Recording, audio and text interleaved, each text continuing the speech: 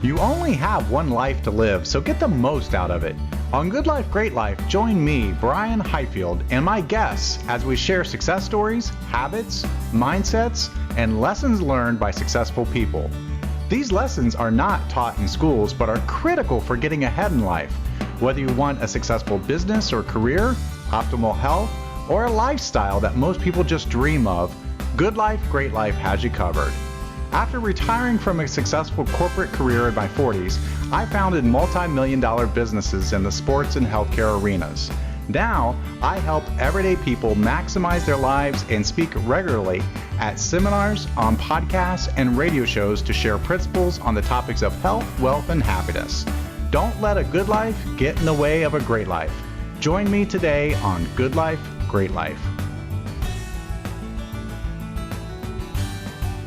Well, welcome to another episode of Good Life, Great Life. And so today we have our guest. We have Christopher Smithmeyer. So welcome to the program, Chris. Hey, thanks for having me. Sure. So let's enlighten the audience a little bit. Can you tell them a little bit about your background and what you're all about? My name's Dr. Chris Smithmeyer. I'm an adjunct instructor in the MBA program at Doane University, and I'm also the Vice President of International Affairs for Brav Online Conflict Management. And I just started in my spare time a company called BlackWallet that deals with crypto. Background for me is whenever I start out, I usually start with my academics. I have 9 degrees, so I'm up there in the world rankings for college that many times. And prior to working with Brave, I was the CFO of Africa Peace and Conflict Network. We brought a lot of people over from Africa to study in colleges here in the United States and go back to do conflict management over in their home countries. And then whenever I had the opportunity to transition to Brave, it just seemed like the perfect fit. And I've been with them since the end of 2016. So it's been an exciting run. And we're actually probably starting in the fall or spring, we're going to be starting to take students around the world to learn about conflict management through an extension program with Doane. Yeah, sounds great. That's awesome. Tell us a little bit more about BlackWallet and what that is and what it's all about. Well, last July, my business partner and I, Ryan Ash, we got together and we were talking about one of the coins that had entered the market. And if you've been watching the crypto market, you'll see things come with names that I'm not going to say on the radio. They're like really offensive names. So whenever something like that's really legitimate and really helps people comes out, we were like, wow, that's something that could help people. How could crypto really help people? And we started talking about developing a coin that could help people in some of the less developed countries around the world actually have access to wealth, not be under the thumb of oppressive regimes. And it was one of those conversations you have whenever you've had a couple drinks or something and you write something down on a napkin and forget about it for 6 months. Well, about 2 months later, I found my notes about the same time he found his notes, and we got to thinking about it. And we designed a cryptocurrency that is going to be launching in the next couple months to help people around the world and help increase crypto compliance and people's understanding of crypto. Because one of the big things you hear when you're out there, and this is really good marketing from the position of the central banking cartels, is crypto's not backed by anything. And it's a myth. Mm-hmm. And it's something that we need to challenge out there, because even the most basic coin, which is Bitcoin, which oddly enough is the most valuable coin right now, is backed by something. It's the transactions that go across the blockchain. And the way I like to explain it to people is think about a toll road. When you're on a toll road, you pay money, but you don't own the road. You just get the use of it for that amount of time. And that's how blockchain works. Whenever somebody's using someone's blockchain for a smart contract, someone pays for that amount of time on the road. And the Bitcoin is actually shares in the company that owns that specific block, or Ethereum or Cardano or Solana or our upcoming coin. And that is the basis of value. And the crypto community has done a really bad job at pushing back at this central banking myth that crypto is not backed. So we're really working to get the message out there that there are actually 4 ways to value crypto. One is the transitional value that I just talked about. The other is transactional. It's how many people actually use the currency. And then there's, of course, the market value, which everybody fixates on, which is what the average person sitting there playing on their cell phone trading thinks it is. And then there's the actual value, which is based off of whatever the coin's backed on. So if you're doing something like our Kira's coin, or you're looking at Tether or Ripple or Bash, all of these coins have a backing, and those backings are whatever they're backed with. Tether's backed with the US dollar, Ripple's backed with gold, Bash is backed with other cryptos, and of course ours is going to be backed with a basket of goods. So that's really what we're seeing coming in crypto, is the tokenomics is getting better. People are actually going to be able to go to websites to see what things are worth. And that's really going to empower the average everyday user, the person that's receiving the marketing, because they're going to actually be able to go and fact check it on their own, rather than having to rely on somebody like Yahoo Finance or something like that to tell them what something's worth. Yeah, and I remember, and crypto is new to a lot of people, and so I don't know a lot about crypto. I guess I know more than the average person, and so I like how you kind of explain that and use that analogy with like a turnpike, and people often say, well, it's like, well, it's how does it value anything? It doesn't have the backing, and so we talk about, well, let's look at paper money. I mean, it's a piece of paper. It doesn't have a lot of value. It's just everyone has this belief based on the backing of the US government that it has this value. And so it's really the belief in the currency that it gives it that value. And so it helps them make that transition from, okay, now I'm starting to understand there's enough people value what Bitcoin and other cryptocurrencies can do, and just understanding the history of trying to decentralize that a little bit. I mean, it really took off really when we had the financial crisis back in 2009. Did this get a lot more attention? Is that right? Oh, I mean, that was amazing. And a lot of it came from the stimulus checks and the extra unemployment people got, because people were used to living on a certain amount, and then you get this bump in your amount of money. And everybody for the last 40 years has been telling us, if you get extra money, you have to invest it. Mm-hmm. Well, who are you going to invest it with? The banks were doing horrible during the first couple months of COVID. There was runs on banks. People were taking all of their money out. So, okay, we're not going to invest with a bank. That's not a great idea. What about stocks? Well, okay, well, I like Royal Caribbean. Oh, wait, the CDC just shut them down. Oh, how about Carmike Theaters? Oh, wait, the Department of Interior just shut them down. It's like, well, who else am I going to invest in? And then crypto came along, and you saw that little bump that Bitcoin and Ethereum got in early 2020. And people said, hey, this is moving. And all of these people who were completely novice traders now, who are the experts in crypto, by the way, like you start seeing these people that have been like peddling silver on TV or gold, Lear Capital or something like that. And they're like, oh, we're the new crypto experts. No, you're not the new crypto experts. The crypto experts are the 17-year-old kid that went from being worth $15 a week mowing lawns to being worth $3 billion in a year and a half, because he learned what patterns matched and he learned how crypto works.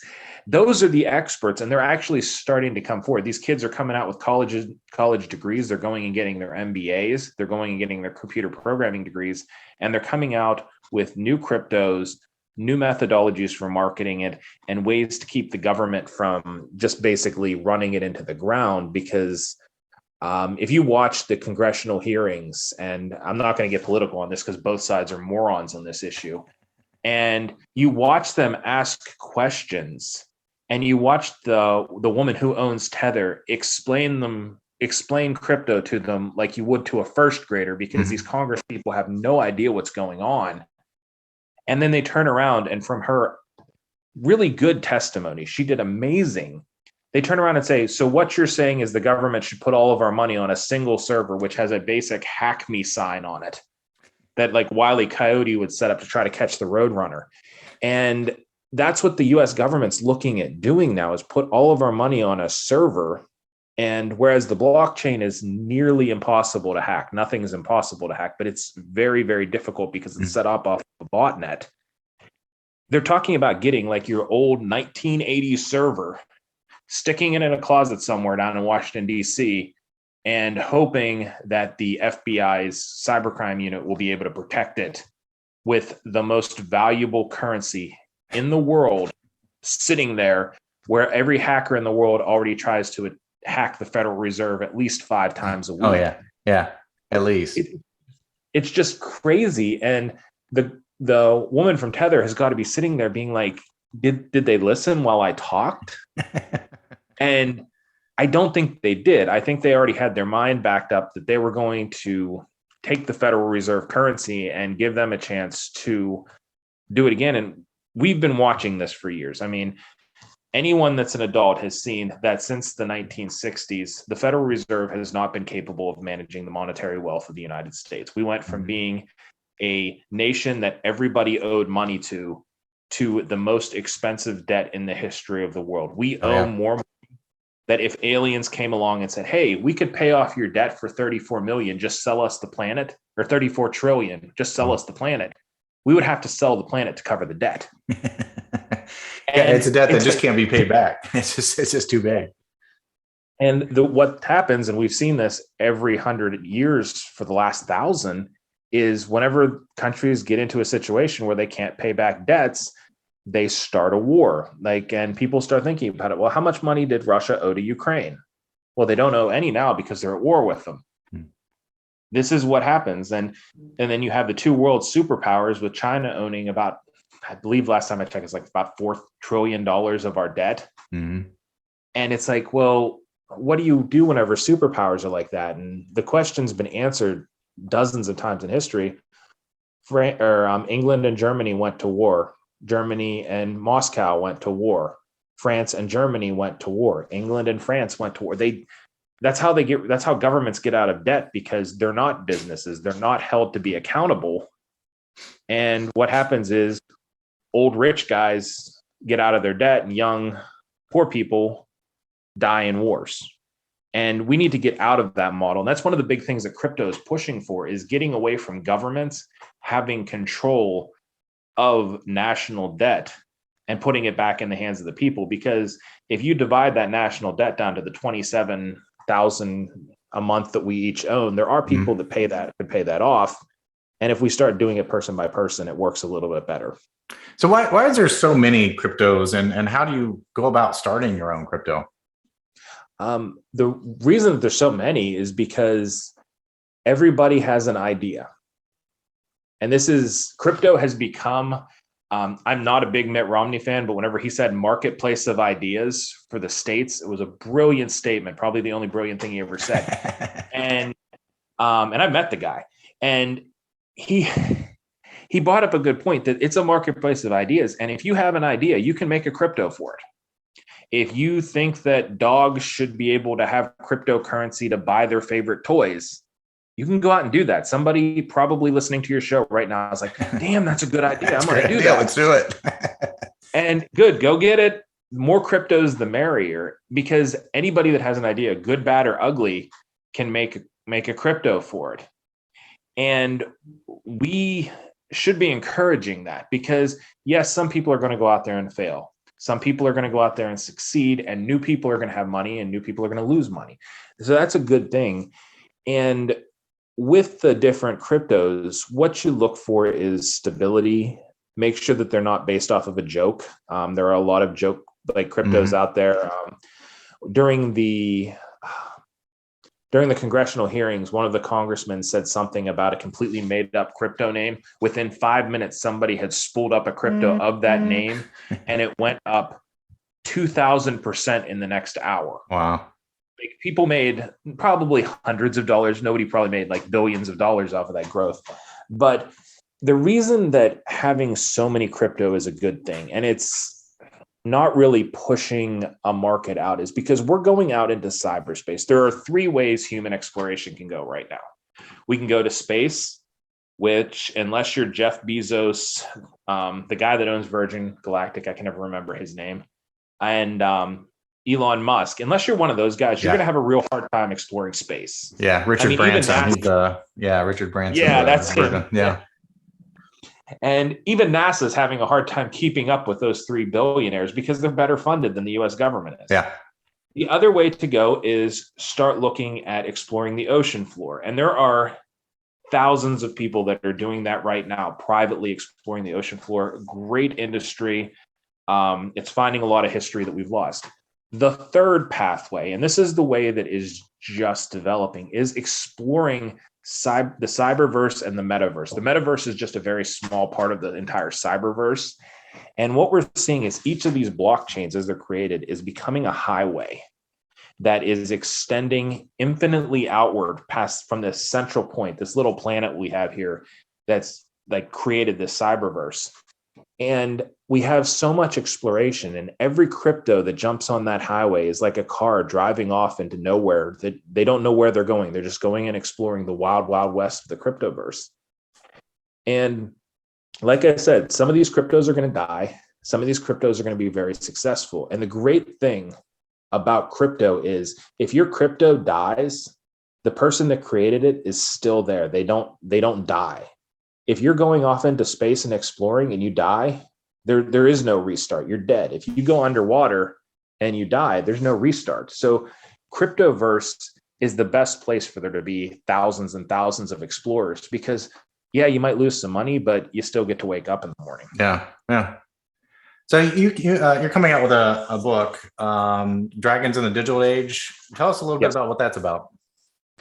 Dragons of the Digital Age is a book. We decided one of the biggest problems that people have with crypto is they don't understand it. And if you go online, you will see people battling about blockchain, Web 3.0, and you get these people that are in the high level discussions, but nobody's really helping, with the exception of Investopedia. I love Investopedia. If you have a question about investing, it's like the books that used to be on the shelf that you went like, what does a narwhal look like? Yeah, that's how Investopedia works. But we decided that there needs to be a mainstream book that can be used. It can be used by regular people and also by college classes to teach how crypto works, what the role of the government is in crypto, because there is a role for government. As much as I'm an anti-government person, like I don't like them getting involved in things. I know they have to be there. I'm not an anarchist, but I don't want them interfering with people's private lives and telling them they have to stay at home or get do things to go to work or anything like that. We talk about what the role of a government is, because a government needs to be there to make sure people aren't breaking already existing laws like fraud, theft, human trafficking.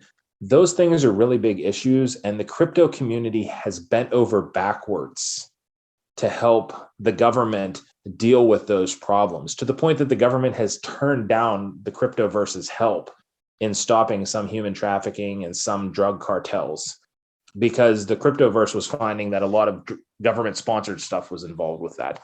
So those type of things are really big for the government to be involved with. And then the third part of the book looks at where the future is going, not just with NFTs, which are a huge thing right now, the monkey pictures, but where that can go with the technology.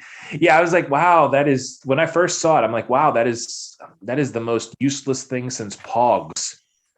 And then as you look at what it actually is real property in the cyberverse, not just the picture, because you don't technically own the picture. You just own the rights to use the picture if you buy one of those monkey pictures. But it's setting up real property rights in the cyberverse, which the difference between real property, which is like your house, your skyscrapers, government buildings, versus personal property, which is like this pen I'm holding. That's a big difference. And the fact that real property is being established in the cyberverse is monumental for not only human rights, but individual rights as we move forward. So it's a really big thing. And we also look at where cryptocurrencies are going and stuff like that. So I think the book, it starts off in the first section with what is cryptocurrency? How does it work? How does investing in it work? That you should go talk to an investment professional if you don't understand what you're doing, because you can blow a lot of money investing in anything. Then we talk about what the government's role is, and then we talk about the future. So it's a basically past, present, future style book to bring people up to speed. And we think it's a good book, or we wouldn't have put it out. So we're really thankful for the people at Elite Exclusivity for taking a chance on us and publishing it. And we found out last night that we had our first 1,000 pre-sales by a institutional buyer.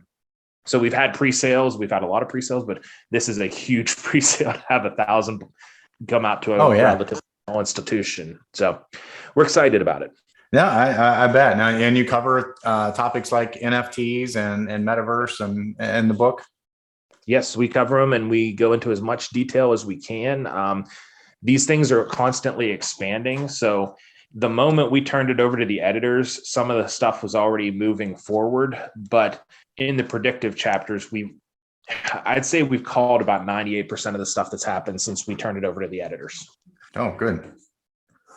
No, that's awesome. It sounds great. I wish we had more time, because we could talk all day about what's happening. There's so much happening with crypto and regulation and NFTs and the metaverse and everything that everybody's banking on. And I guess it reminds me of the movie. A lot of people struggle to understand this metaverse concept. I refer them to the movie Ready Player One as one of the movies, I think, kind of give them an idea of what that may look like in the future. I agree with that. I definitely agree with that. I thought you were going to say Johnny Mnemonic. Yeah. Yeah, that's another good one. What so how can our audience get in touch with you? How can they get the book, or if they just want to learn more? To get in touch with me, it's pretty easy. I'm on LinkedIn. I'm on Facebook. You can hit me up either of those places. I'm fairly responsive on those. I will let people know I gave up Facebook for Lent. So for the next 2 weeks, I'll be off Facebook. But you can also check out Brav's page. If you message info at brave.org, it's BRAV. There's no E in it, .org. They will get it to me, and I'll be able to respond to you. I try to be as responsive to that as possible. You can also check out BlackWallet LTD. You can learn a little bit about the company and how things can go. And if you want a copy of the book, which I would love it if a lot of people bought the book, you can go to Amazon. The pre-orders should be up for the digital version. And since they got rid of pre-orders for physical copies, the physical copy is supposed to be up Thursday or Friday this week. And we're really excited about it. Like I said, it's a big book. It has a lot of information, and we also kept the price at under $25 because we want to help people. Yep. Oh, it's wonderful. Wonderful.